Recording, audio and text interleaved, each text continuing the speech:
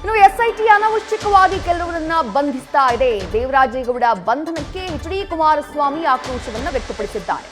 ಪ್ರಕರಣ ದಾಖಲಾಗಿ ತಿಂಗಳ ನಂತರ ಯಾಕೆ ಬಂಧಿಸಿದ್ರು? ಹಾಸನ ಎಸ್ಪಿಗೆ ಮಾಜಿ ಸಿಎಂ ಎಚ್.ಡಿ. ಕುಮಾರಸ್ವಾಮಿ ಪ್ರಶ್ನೆ ಮಾಡಿದ್ದಾರೆ. ದೇವರಾಜೇಗೌಡರಿಂದ ಎಸ್ಐಟಿಗೆ ಯಾವ ಮಾಹಿತಿ ಬೇಕಿದೆ?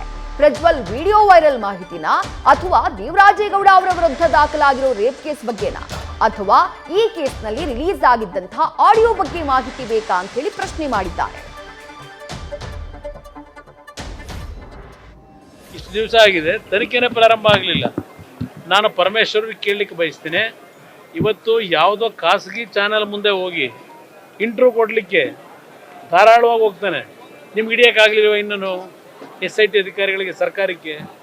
ಆ ಮೂಲ ವ್ಯಕ್ತಿಯನ್ನು ಹಿಡಿದ್ರೆ ದೊಡ್ಡ ತಿಮಿಂಗ್ಲ ಯಾರು ಅನ್ನೋದು ಅಲ್ಲಿ ಸಿಗುತ್ತೆ. ಈಗ ದೊಡ್ಡ ತಿಮಿಂಗ್ಲ ಒಂದು ವಾರದಲ್ಲಿ ಸಿಗುತ್ತೆ ಅಂತಕ್ಕಂಥ ಹೇಳಿದಾರೆ ಯಾರು? ಮಂಡ್ಯದ ಶಾಸಕ ಅಲ್ವಾ? ಮಂಡ್ಯದ ಶಾಸಕ ಹೇಳಿದ್ದು ದೊಡ್ಡ ತಿಮಿಂಗ್ಲ ಇನ್ನೊಂದು ವಾರದಲ್ಲಿ ನಾವು ಹಿಡಿತೀವಿ ಅಂತಕ್ಕಂಥ ಹೇಳಿದ್ದಾರೆ. ಅಂದರೆ SITಯ ತನಿಖಾ ವರದಿಗಳು ಪರಮೇಶ್ವರ್ಗೆ ಹೋಗ್ತಾ ಇಲ್ಲ, ಮಂಡ್ಯ ಶಾಸಕರಿಗೆ ಹೋಗ್ತಾ ಇದೆ. ಅವ್ರನ್ನ ಕೇಳಿದ್ರೆ ಹೇಳ್ಬೋದು ಅನ್ನೋದು ನನ್ನ ಅಭಿಪ್ರಾಯ. ಸಚಿವರಿಗೆ ಮಾಹಿತಿ ಕೊಡ್ತಾ ಇಲ್ವಾ ಅಂತ?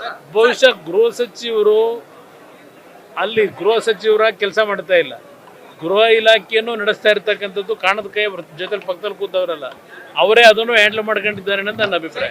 ಈ ವ್ಯಕ್ತಿನೂ ಸಹ ಅದ್ರ 3 ದಿವಸದ ಮುಂಚೆ ಒಂದು FIR ಹನಿ ಟ್ರ್ಯಾಪ್ ಅಂತಕ್ಕಂಥದ್ದು ಅವ್ರು ಹಾಕಿದ್ದಾರೆ.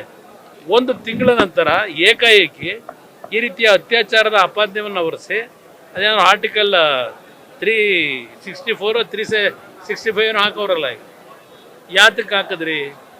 ಹಾಕ್ಬಿಟ್ಟು 2 ದಿವಸದಲ್ಲಿ ಅರೆಸ್ಟ್ ಯಾಕೆ ಮಾಡಿದ್ರಿ?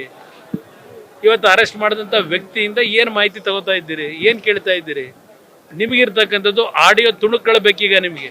ಅವರಲ್ಲಿರ್ತಕ್ಕಂಥ ಮಾಹಿತಿಗಳು ದೊರಕಿದ್ರೆ ಸರ್ಕಾರ ಎಲ್ಲಿ ಹೋಗುತ್ತೋ ಅಂತ ಹೆದರಿದವರು ನೀವು. ಈ ಸರ್ಕಾರ ಇದನ್ನು ದುರುಪಯೋಗ ಪಡಿಸ್ಕೊಳ್ತಕ್ಕಂಥದ್ದು ಅವರ ಅಧಿಕಾರವನ್ನು ನಿರಂತರವಾಗಿ ನಡೆಸ್ತಾ ಇದ್ದಾರೆ. ನ್ಯೂಸ್ ಫಸ್ಟ್ ನಿರ್ಭೀತಿಯಿಂದ ನಿಮ್ಮ ಪರವಾಗಿ.